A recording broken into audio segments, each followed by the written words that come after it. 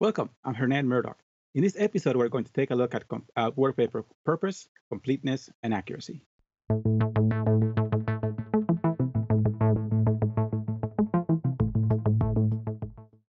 To take a closer look at work papers and some of the attributes related to them as relates to completeness and purpose and accuracy, we have with us Kathleen Crawford, who will help us understand these qualitative elements of work papers and what we need to do to make sure they meet these expectations. Welcome, Kathleen. Hello, Hernan. So we spend a lot of time preparing work papers, and there are a number of qualitative elements we need to keep in mind. So as relates to these things, how about purpose? Can you help us better understand what the purpose of work papers is all about and how we can make sure internal auditors are going to meet those expectations? Sure. Well, I like to start off saying that the work papers tell the story of the audit. They tell us what the auditors did, what the auditors found, and what the auditors concluded. So we need to make sure, as professionals, that we collect or create sufficient documentation to hit all three of those points. It's important that we know what process we followed, what issues we found or didn't find, what we concluded on those situations, on those issues. And then that leads us to the ability to provide support for the audit report. These work papers are a very important deliverable to document whether or not we achieved our objectives. They're a compendium of all the work that we did, and they demonstrate compliance with our standards. So they're really, really important. So everything that's reflected in the report should be backed up or supported or referenced back to the work papers, to the things that the auditors did, and be able to defend every phrase, every conclusion drawn in the report. Is that correct? That is absolutely correct. Absolutely correct. There's a certain balance, though, that we want to strike because the auditors don't have to say or collect or keep every single piece of paper that they have, but the through line of objectives to work performed to conclusions drawn must be there, and it must be evident on its face. Okay, okay. What else about the purpose we need to keep in mind as relates to the work papers? Sure. I would also say that there are secondary reasons why work papers serve us well. When we think about the quality assurance program, quality assurance and improvement program that's required by the IIA, and we follow those standards, we need to make sure that our work papers are supportive of that quality assurance review that happens periodically, and then once every 5 years, we have an outside review. They're also really great for aiding in planning future audits and being mindful of how we might accomplish a similar engagement in the future. Facilitating third-party reviews, so our external auditors, our regulators might be interested in looking at our work papers to get a handle on what our team does as opposed to what others might do, and it may actually have a financial benefit when it comes to the external auditors because they may not have to do some of the reviews that they would ordinarily do, knowing that they could rely on our work instead. And so they might look at other things.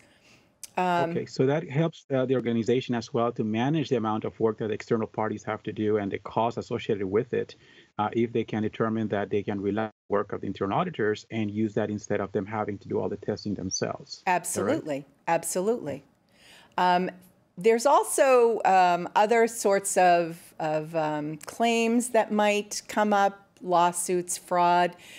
Sometimes what newer auditors don't realize is that internal audit work product is generally, quote unquote, discoverable by a court of law, which means that even though it's confidential in a sense, they still might be able to be looked at. So we want to be mindful of what goes into the work papers and that they don't raise unnecessary questions, but also indicate exactly what is being done by the area processor system and if there's anything that needs to be corrected, that our audit work papers show what was recommended for correction and what actions were taken as a consequence.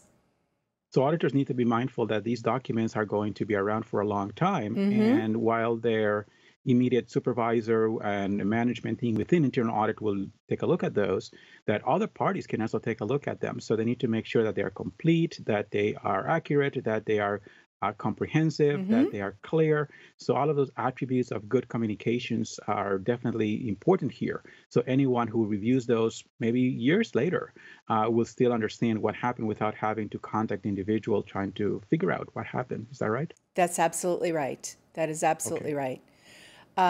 They also are great for professional development. So new auditors coming into our team, by looking at work papers, they can start to get a feel for how we document things here in our particular organization. So it can fast track their training. There doesn't have to be, or there still will be coaching, of course, but there doesn't have to be it's sort of a passive exercise. You know, you come to work for this new organization and they'll say, well, take a look at the work product and see if you have any questions about how do we put together our work product, our deliverables, our inward-facing deliverables. So they can be Almost like a very training suitable. tool. Yes, absolutely. That's exactly right. Okay. All right. Well, I think it's clear that they serve a very important purpose internally and potentially externally in the short term and also potentially in the long term. Mm-hmm. So definitely something to be mindful of and try to do work that you'll be proud of.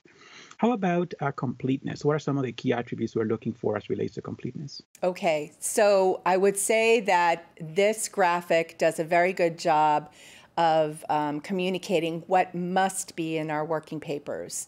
So we should document the planning process that we went through and have a strong sense of what the audit program is as a consequence of that. Examination and evaluation of the system of internal controls. And then my point about the work program.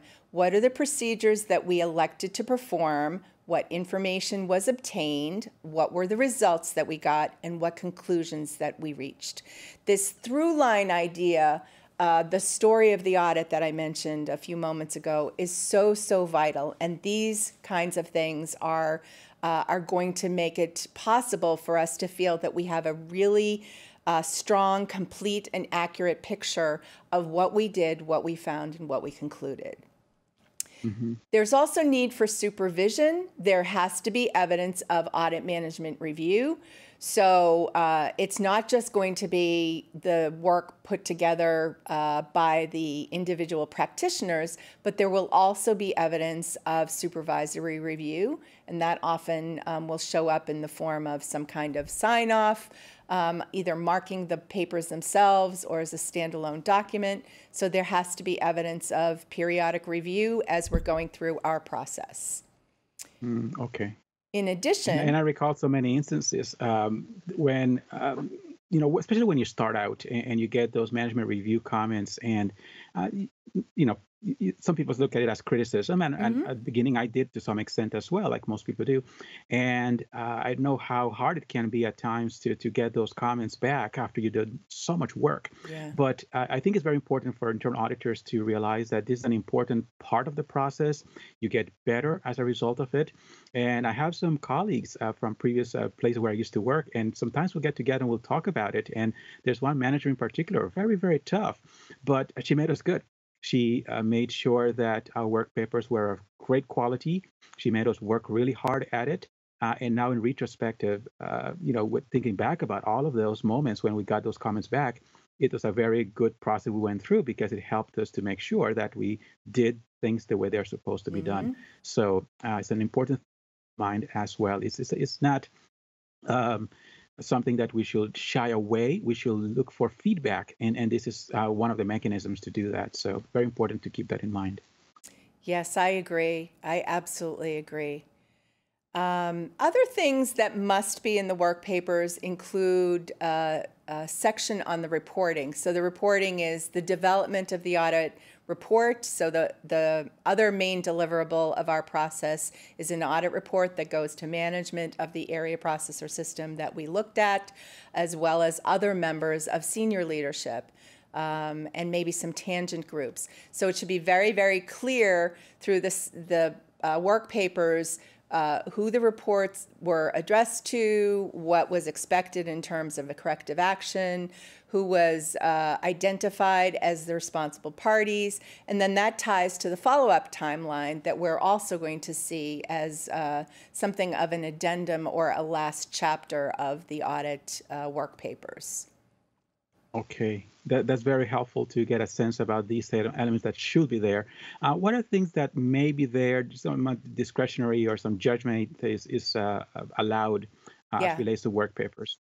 It's important for people to realize that this is somewhat discretionary. And I've listed some typical things on this graphic to give people a sense of what might be there. But to our earlier point about work papers being discoverable, we want to be certain that just because something is interesting about the area process or system doesn't necessarily mean that it belongs in your work papers. So this would be more typical. These are practical things. Planning documents and audit programs, we might see evolution of the audit program, and that would be fine. Different questionnaires, narratives, flowcharts, checklists. These usually are created or updated during the phase of evaluating internal controls. Those are pretty commonly found in work papers. Notes from interviews and meetings can be very, very helpful for our recall, especially of who was involved and what conversations were had. Typically, these notes are going to be abbreviated. They're not necessarily going to have, a word-for-word transcript of what has been said in all these different meetings and interviews. Because as you might appreciate, I know you appreciate, Hernan, there's a lot of conversation that goes on during an audit, and we would be, if we got paid by the inch of documentation, we'd all be millionaires.